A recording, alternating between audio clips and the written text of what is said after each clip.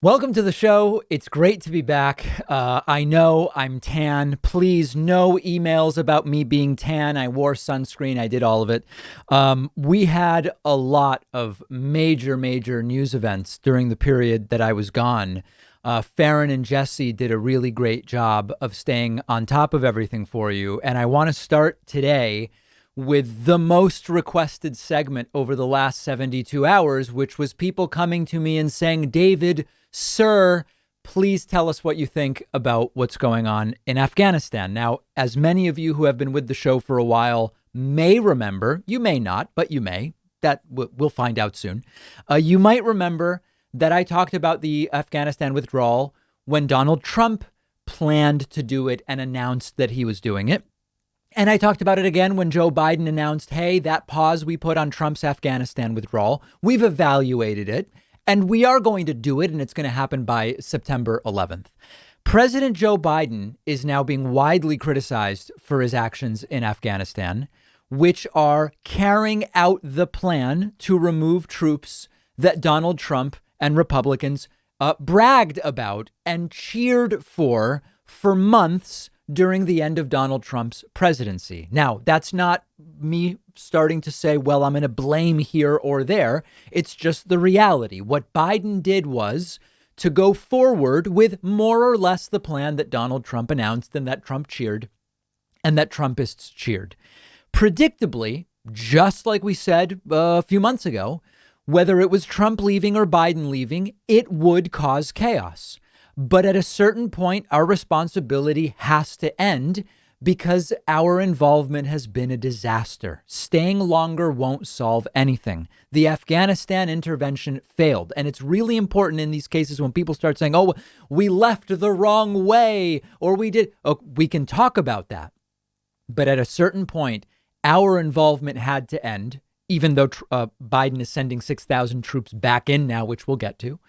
And it was going to be a fiasco whenever it ended. Those things were essentially they were certain regardless of which president was in the Oval Office when this happened. So we could stay and keep failing or we could leave. The vacuum when we left, as was worldwide news earlier this week, immediately led to the Taliban taking over and then all sorts of different hot takes. Joe Biden left the wrong way. We do have to ensure the safety of our people and to be empathetic when it comes to refugees. I am on board by saying there should have been better advance action to prevent some of what we saw there. But unfortunately, a lot of it was essentially inevitable, as we said months ago.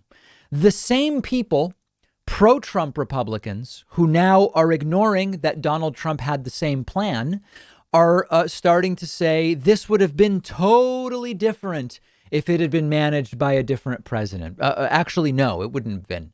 And there are some Trumpists as well as people on the left who just don't like Joe Biden, who are now saying, well, the vacuum allowed the Taliban to take over and we didn't do enough to get our people, other people, refugees out in time. If we had done the get people out in time part, you think those people would be satisfied? No, those very same people would just be focusing on the Taliban took over, and we would be seeing the exact same reactions from those people. And sadly, there are tons of bad faith actors on both sides on this issue. Now, I'm not saying the same number of people on both sides. I would be called out for playing the both sides game if I did that. But there are bad faith actors on both sides right now. You have people on the right saying terrible decision by Joe Biden.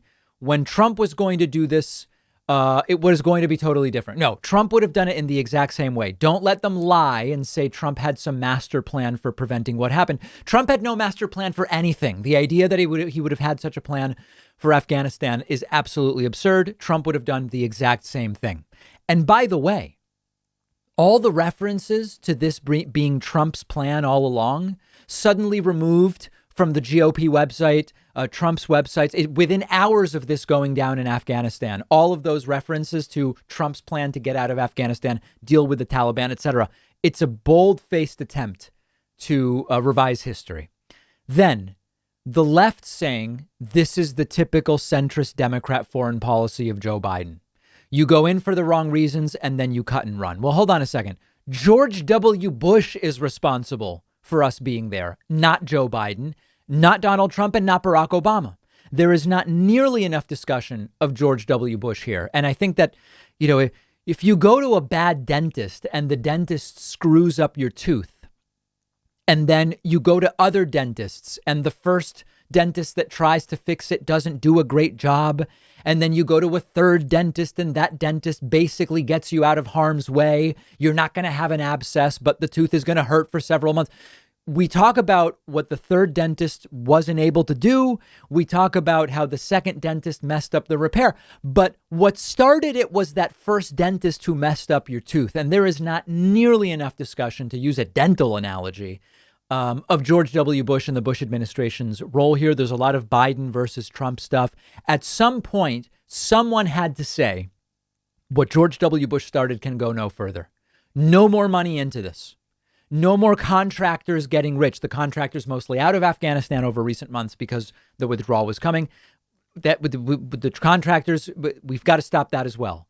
And Joe Biden's speech to the nation on Monday, it wasn't satisfying to a lot of people who emailed me, but it was fundamentally an honest speech. And by honest, I mean, it's the type of honesty we don't usually get from politicians. It was one of the most honest political speeches by a president in a long time. And it was completely decisive. It was, we had to do it. We had to do it. As I tweeted earlier this week, quote, so you stay another year to leave correctly, simply delaying what happened by a year, enriching more contractors who would go back in. And so then what? The same thing happens in 2022. At some point, you have to cut your losses. And Joe Biden's speech was decisive, and Joe Biden was the guy to do it. And he takes responsibility for what took place after. Now, if there's anything to really criticize there, it's, well, now 6,000 troops are going back in to help people get out and restabilize, which we could say is going backwards. You pull out the last 1,500, chaos ensues, and you send the 6,000 back in. So I'm not saying it's wrong to try to help grease the exit in some way. That's not my criticism. But in a sense, are we really even doing it if 6,000 are going back in? Well, the devil really is in the details with what those 6,000 are going to be doing. And we will get back in. We'll dig into that further, probably later this week. But you know what? It had to be done. You don't tend to see this level of decisive action on foreign policy combined with just telling it like it is. And so I think for that, you have to give Biden credit. And then we figure out which aspects of it could have been better managed. One of our sponsors is Four Sigmatic, the company best known for their delicious mushroom coffee. Four Sigmatic's mushroom coffee is organic, fair trade, single origin Arabica coffee with both lion's mane and chaga mushrooms. Chaga mushrooms have actually been shown to have potential in supporting the immune system in peer-reviewed studies.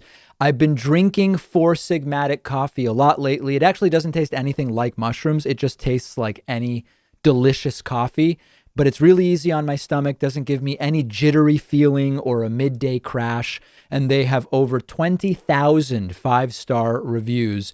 And best of all, if you don't love it, you'll get 100% of your money back because they stand behind their product. You've got nothing to lose by giving it a try. Four Sigmatic is giving my audience up to 40% off and free shipping when you go to foursigmatic.com/Pacman. The link is right underneath this video.